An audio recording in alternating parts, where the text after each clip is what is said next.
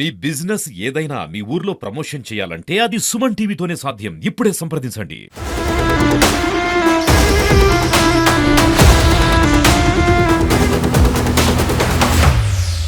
Welcome to Suman TV. హైడ్రాకి రోజుకొక కొత్త అధికారం చేతికి అందుతోంది. హైడ్రా కమిషనర్ రంగనాథ్ ఇప్పటికే సంచలనాత్మకంగా మారారు. ఇవాళ ముఖ్యమంత్రి రేవంత్ రెడ్డి కూడా చాలా స్పష్టంగా చెప్పారు, ఎట్టి పరిస్థితుల్లో చెరువులు, కుంటలు, నాలాలు, కాల్వల కబ్జాల్ని క్షమించేది లేదని చెప్పారు. అంతేకాదు, ఎవరైతే ఈ నాలాలు ప్రాజెక్టుల కింద ఫామ్ హౌజులు కట్టుకొని ఉంటున్నారో వాళ్ళ వ్యర్థాలన్నీ వచ్చి హైదరాబాద్కి నీళ్లు అందించే, తాగునీటిని అందించే చెరువుల్లో పడుతుంది.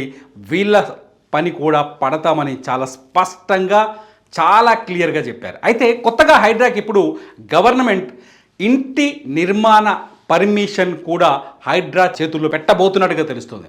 త్వరలోనే హైడ్రాకి ఎవరైనా హైదరాబాద్ కావచ్చు, లేకపోతే ఔటర్ రింగ్ రోడ్డు పరిధిలో ఇల్లు నిర్మించుకోవాలి అనుకుంటే వాళ్ళకి హైడ్రా అనుమతి కూడా, హైడ్రా నుంచి కూడా ఎన్ఓసి రావాల్సిన అవసరం ఉందని అర్థమవుతుంది. త్వరలోనే హైడ్రాకి అధికారం ఇచ్చే అవకాశం కనిపిస్తుంది. ఇప్పటికే హైడ్రా చాలా పవర్ఫుల్గా మారింది.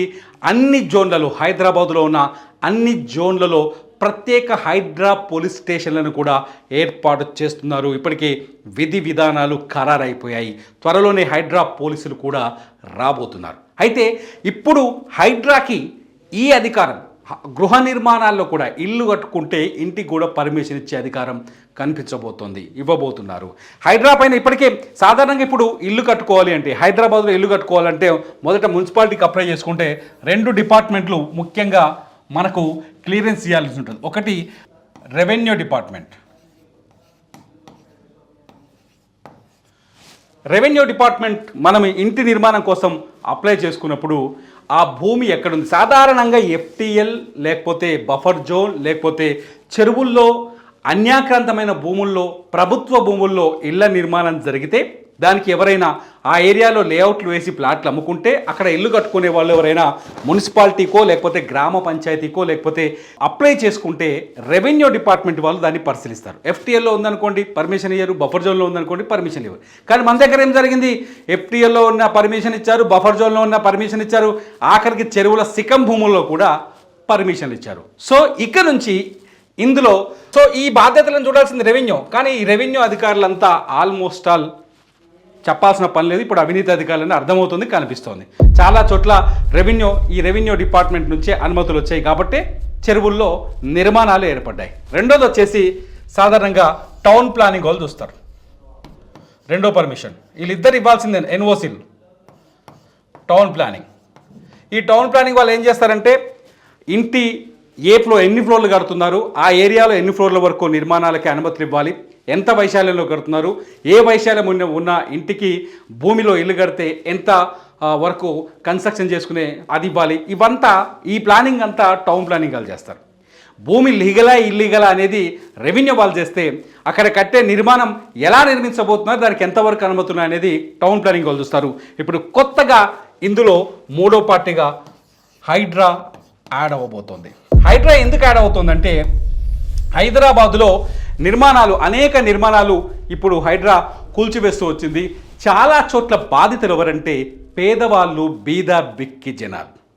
రూపాయి పోగేసుకొని ఒక ఇల్లు కొనుక్కొని ఓ గూడు కట్టుకొని ఎక్కువ మంది ఈ ఎఫ్టీఎల్ అని తెలియక, బఫర్ జోన్ అనేది తెలియక, ఎడ్యుకేట్ అవ్వక, వాటి గురించి తెలియక రియల్టర్లు చేసిన మోసంలో చిక్కుకొని వాళ్ళు పెట్టుబడులు పెట్టి నష్టపోతున్నారు. సో వాళ్ళందరూ ఇప్పుడు ఇంటి పర్మిషన్లో హైడ్రా ఎన్ఓసి వచ్చిందంటే ఆటోమేటిక్గా వీళ్ళెవ్వరూ బాధితులుగా మెగరరు భవిష్యత్తులో అన్నది ప్రభుత్వ ఉద్దేశంగా కనిపిస్తోంది. అందుకే హైడ్రాకి కూడా అధికారాలు ఇవ్వాలి, గృహ నిర్మాణ అనుమతుల్లో హైడ్రాని కూడా భాగస్వామిగా చేయాలని ప్రభుత్వం భావిస్తున్నట్టుగా తెలుస్తోంది. ఇప్పటికే హైడ్రా ఎక్కడైతే ఆక్రమణలు ఉన్నాయో, ఎక్కడైతే చెరువులు, బఫర్ జోన్లు, కాల్వలు, కెనాళ్ళు, అన్యాక్రాంతమైన ప్రభుత్వ భూముల్లో నిర్మాణాలు చేపట్టారో వాళ్ళ అంతు చూస్తున్నారు. అనేక చోట్ల ఈరోజు కూడా కూల్చివేతలు కొనసాగుతున్నాయి. హైడ్రా మాత్రమే కాదు, అన్ని జిల్లాల్లో, తెలంగాణలోని అన్ని జిల్లాల్లో కలెక్టర్లు కూడా, రెవెన్యూ అధికారులు కూడా ఆక్రమిత ప్రాంతాల్లో, చెరువుల్లో లేకపోతే అనుమతులు లేని చోట్ల చేసిన నిర్మాణాల్ని కూల్చివేతూ వస్తున్నారు. ఈ వీడియోలని మీరు సుమన్ టీవీలో చూడొచ్చు. సో ఈ నేపథ్యంలో హైడ్రాకి గృహ నిర్మాణాల్లో కూడా భాగం చేస్తే హైడ్రా నుంచి ఎన్ఓసి వచ్చాకే ఇళ్లను నిర్మించే అనుమతులు వస్తే చాలా చోట్ల ఈ బాధితులు తగ్గిపోయే ప్రమాదం ఉంటుంది.